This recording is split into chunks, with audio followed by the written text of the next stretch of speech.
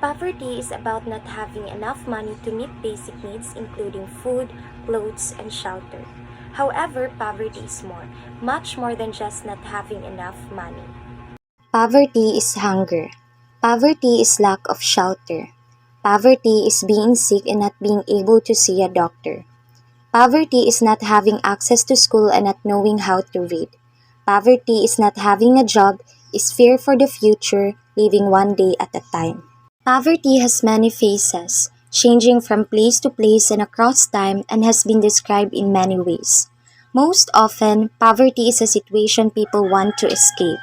So, poverty is a call to action for the poor and the wealthy alike, a call to change the world so that many more may have enough to eat, adequate shelter, access to education and health, protection from violence, and a voice in what happens in their communities. What causes poverty in the first place? Here are 10 root causes. Lack of good jobs. This is the first reason a lot of people think about. When you don't have a good job, you aren't getting a good income. In many countries, traditional jobs like farming are disappearing. The Democratic Republic of Congo is a good example, where most of the population live in rural areas stripped of natural resources from years of colonialism. Lack of good education. The second root cause of poverty is a lack of education.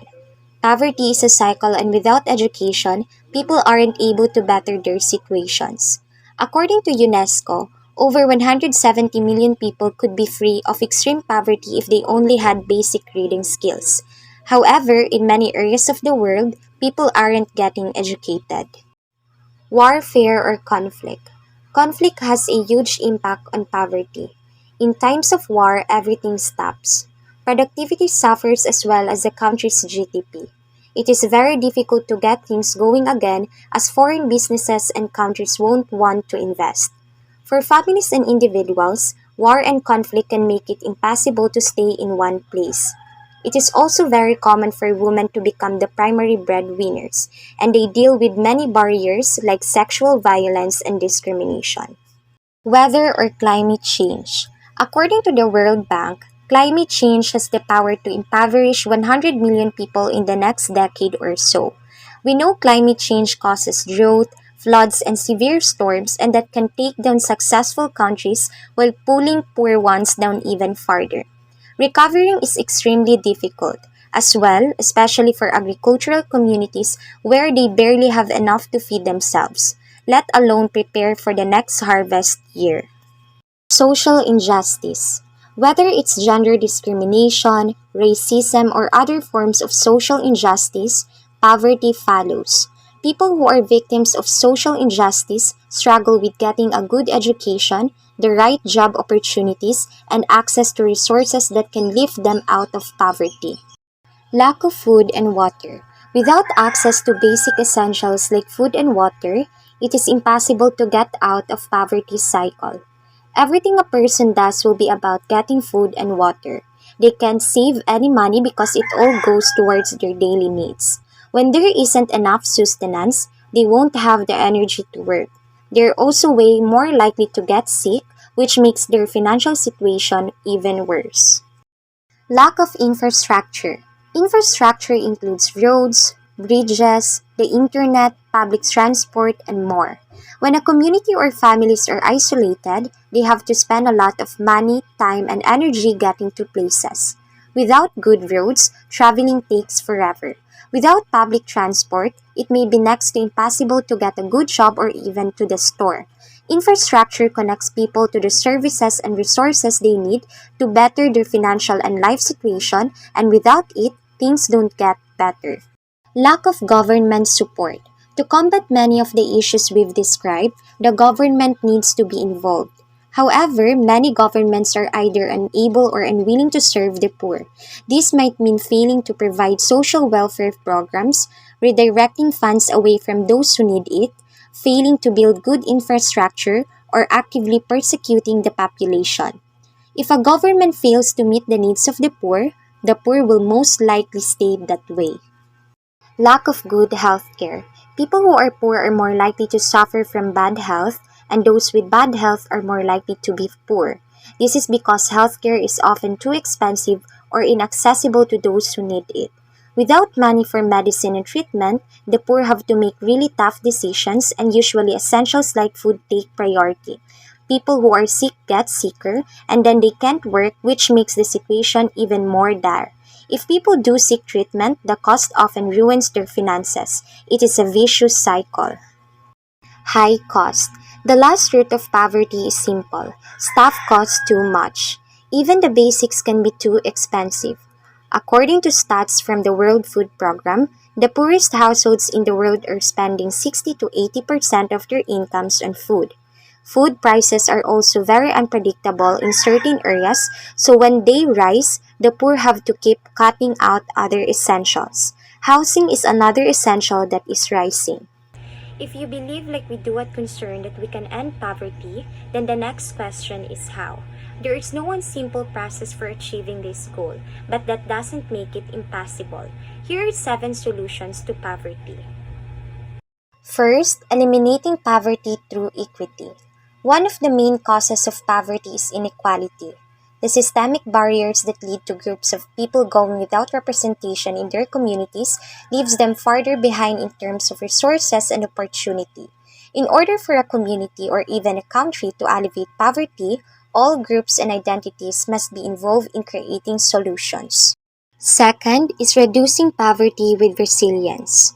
Poverty happens when a high amount of inequality meets a high amount of risk.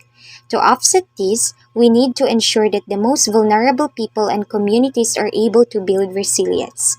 While the meaning of that phrase has changed in recent years, it means something very concrete in humanitarian aid and development.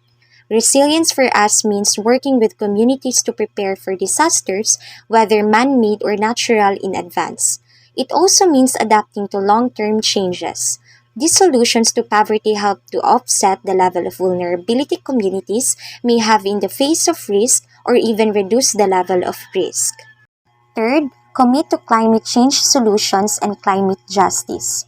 Resilience against climate change is especially important and deserves its own mention. According to the World Bank, climate change could force an additional 100 million people into extreme poverty over the next decade without any urgent action taken.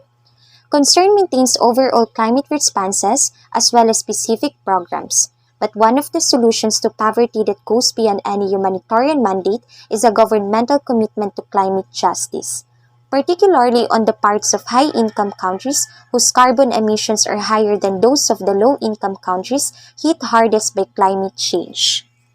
Fourth, eradicating poverty through education. According to UNESCO, if all students in low-income countries had just basic reading and writing skills, an estimated 171 million people could escape extreme poverty. If all adults completed secondary education, we could cut the global poverty rate by more than half. Education develops skills and abilities, corrects some of the imbalances that came out of marginalization, and decreases both risk and vulnerability. Some of the key areas of focus for making sure that education is truly for all involve breaking down the barriers to education, creating access to school in remote areas, supporting teachers in their work to deliver quality education, and making sure that education is available to children living in fragile contexts. Fifth, halting poverty by ending hunger and thirst. Simply eating 3 meals a day and getting a healthy amount of calories and nutrients can go a long way to breaking the cycle of poverty. When a person doesn't have enough to eat, they lack the strength and energy needed to work.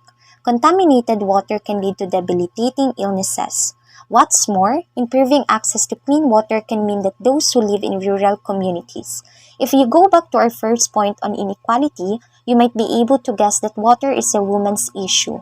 Current estimates suggest that women and girls collectively spend 200 million hours every day walking long distances to fetch water.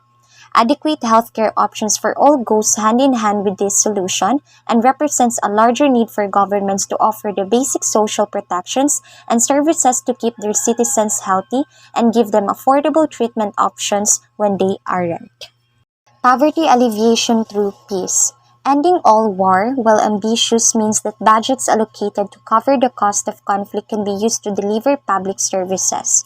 It also reduces risk faced by the most vulnerable communities and ensures that goals towards equality and inclusion can be maintained. 7. Cash solves poverty. It may seem like the simplest of answers, but cash and microfinance are two of the best solutions to poverty. In short, giving cash does not directly improve somebody's well-being. Rather, it's a tool that can be used to purchase things such as food and shelter that do directly contribute to well-being. Despite the many definitions, poverty is a complex societal issue. No matter how poverty is defined, it can be agreed that it is an issue that requires everyone's attention. It is important that all members of our society work together to provide the opportunities for all our members to reach their full potential. It helps all of us to help one another.